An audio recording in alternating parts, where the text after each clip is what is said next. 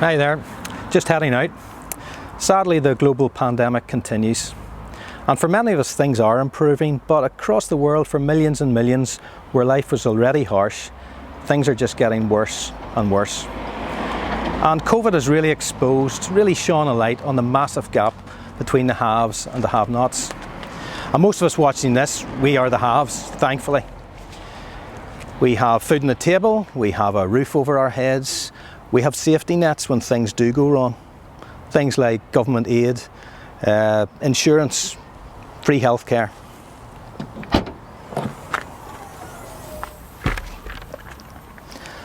And 1 Timothy commands the haves simply this: to be generous and to share.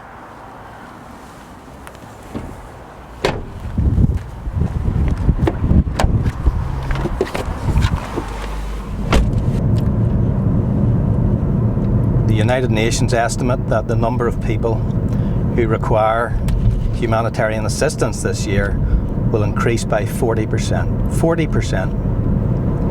Now, of course, part of this is because of the pandemic itself, but it's also because many of the rich countries are not going to meet their pledges on international aid.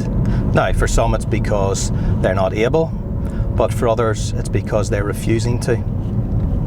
You could say they're refusing to share their riches. So the question is, who will stand with the poor?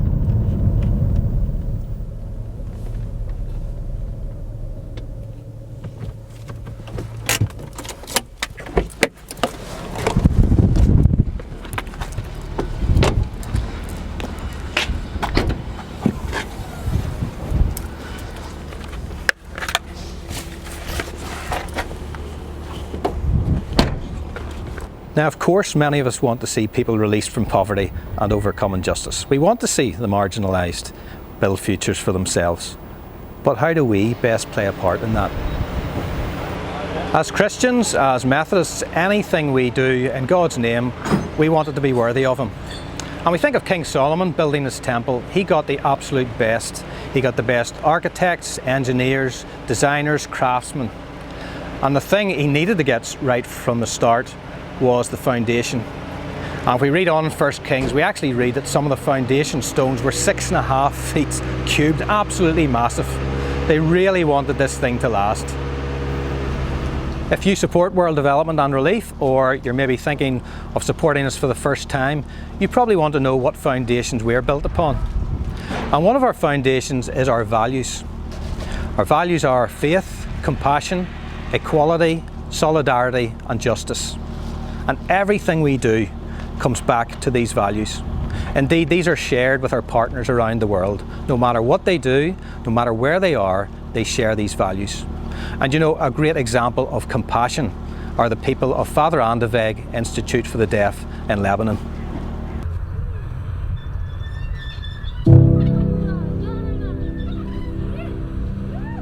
How would you feel if you had to flee your home and live in a tent in another country?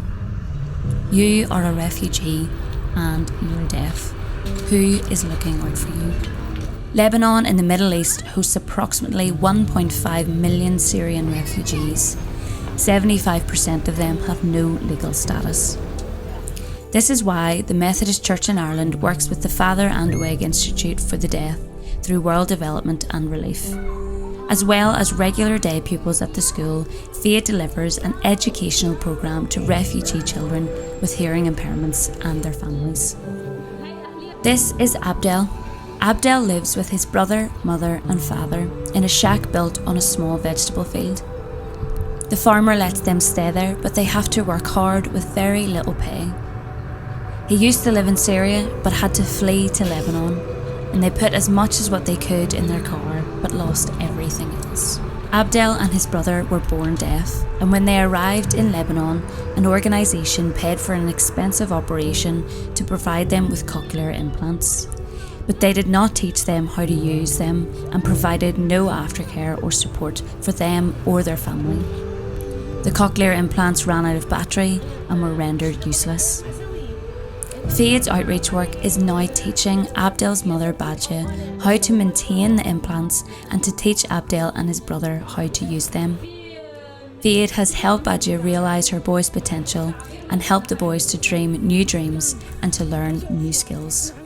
The school principal, Grace, and her team have decided that they also need to have an impact in the camps, where there is no specialist education for deaf children and their families, as the Lebanese system is overwhelmed. Through World Development and Relief, 2 local staff members are able to take the programme to these families. Local women Maha, who is deaf, and Hanette, who is Syrian, are working together with parents and children. I work with Fade about 1 year and a half. I work with families in the camps with refugees Syrian. Then I continue in this project. We work as a team because she had hard hearing, and we can show the people how much the parents how much can they do with them child. It's hard work, but they will arrive to good situation. A programme of 8 2-hour workshops is designed to equip and empower parents of hearing impaired children. The parents even have homework, all designed to help parents and siblings play a part in educating their young family members with hearing disabilities. Workshops are held in rented rooms near the camps to which families travel. This approach avoids difficulties around access to the camps and also reduces travel costs for the father and WEG staff. In the first year, there will be over 40 families involving 100 children and parent beneficiaries and over 500 extended family members. The whole family need to play a part in giving the children the best start in life despite their disability. There is huge need beyond these 40 families. With more support, more hearing impaired children in dire need can be reached. The school says that the programme can reduce children's marginalisation and mental health issues and enable them to build futures that can sustain and satisfy them in their own families, fulfilling their God-given potential.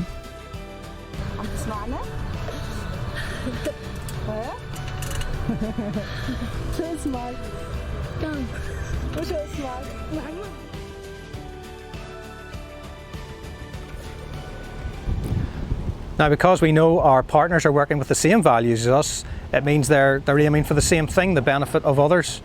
And we also know that they're working effectively and they're working with honesty and integrity. Now, I'll be honest with you, seeing all this building going on, I think I might offer a bit of help, maybe put up a wall or something.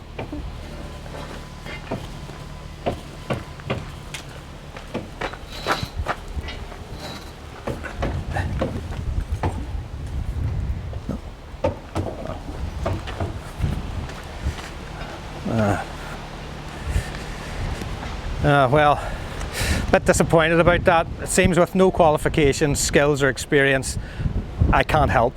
And you know, that's one of the ways and one of the reasons that we work with Indigenous partners, because when you've got people living amongst the communities who do have the skills, the experience and really just the know-how, you're going to be much more effective.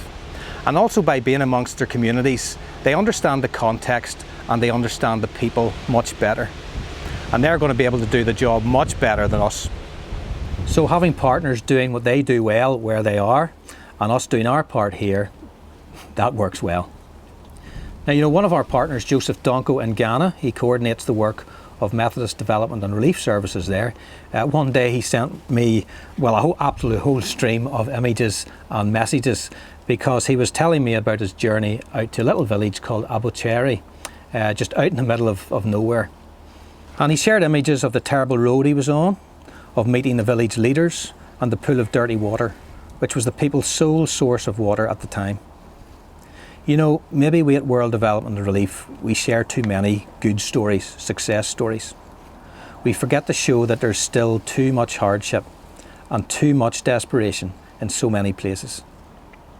For months at a time during the rainy season, Abocheri gets isolated as the road becomes impassable. They also have this huge water problem.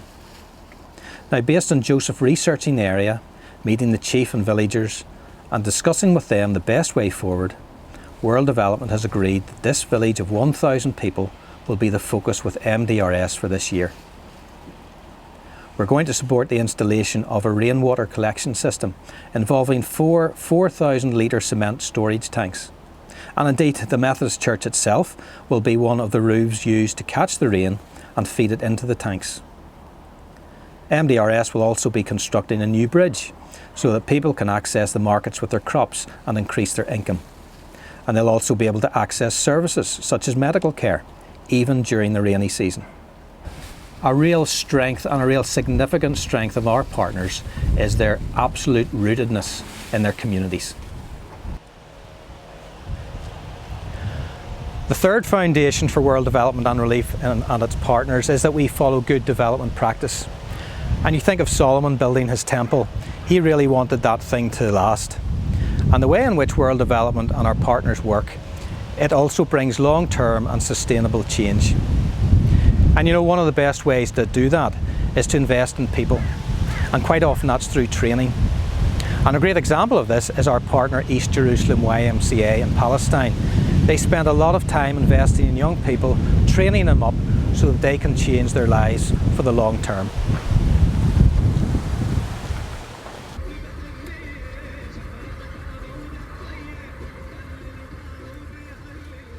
Once known as the Holy Land, Palestine and Israel are now places of fear, segregation, discrimination, and violence. No one wishes young people in either community to be growing up like this. But in Bet Sahur, nestled next to Bethlehem, there is hope. Methodist Church in Ireland's World Development Partner, the East Jerusalem Ymca, operates a rehabilitation program throughout the West Bank. They work with young people suffering physical and psychological disabilities due to the conflict, congenital conditions, accidents, or illnesses. It provides counselling, family support, practical aids like wheelchairs and crutches, adaptations for homes and schools, vocational assessments and training, and education in disability rights. The YMCA applies Christian principles in its context. As one staff member puts it, our work with young people is to open their eyes, empower them, and restore their hope. YMCA staff work with the young person and their whole family in a holistic approach. Mona is head of counselling and supervision. They trust us. They know us. Other organisations have tried the same over the years, but we're still here. We're part of the community. It's not a job for me. It's something I love and believe in. The smile on a child's face is the best. Hearing a mother thank us for bringing her child back to life, it's priceless. Abed has difficulty walking. He wanted to run away from people and felt that they were always talking about his disability. Fatin, his YMCA counsellor, says, He had negative feelings towards himself and his community. It's difficult to be disabled. At work, as Abed was committed, he was never even a minute late to the sessions. It's easy for disabled people to only see negative, but we've succeeded to help him see so many powerful things. With his supportive family, Abed is now studying accountancy at university, a good fit for him.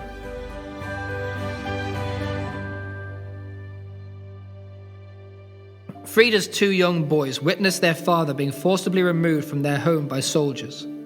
Traumatized, they suffered nightmares and exhibited severe changes in behavior. Counseling and art therapy and guidance to Frida as to how she could best help them have helped their anxiety levels to decrease noticeably.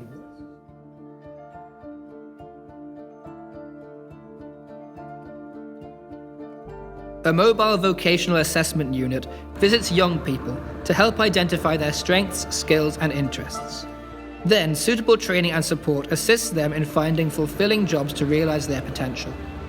As Iman grew older, she wanted to be independent. She had her assessment and training. Now aged 27, she is running a village shop where there had been none.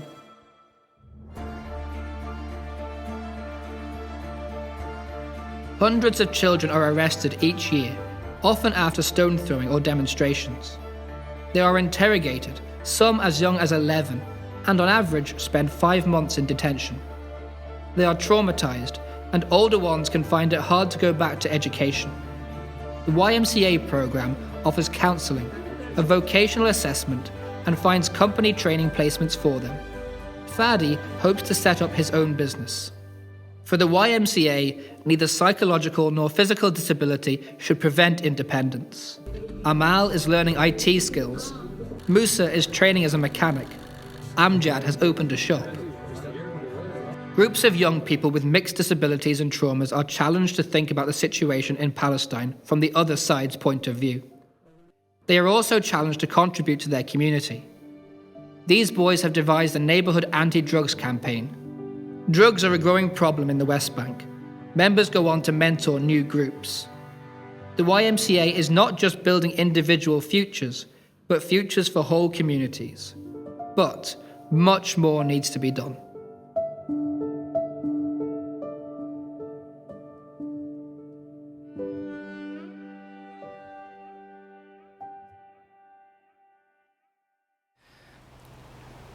When it comes to fighting injustice and poverty, the Methodist Church in Ireland is building on firm foundations.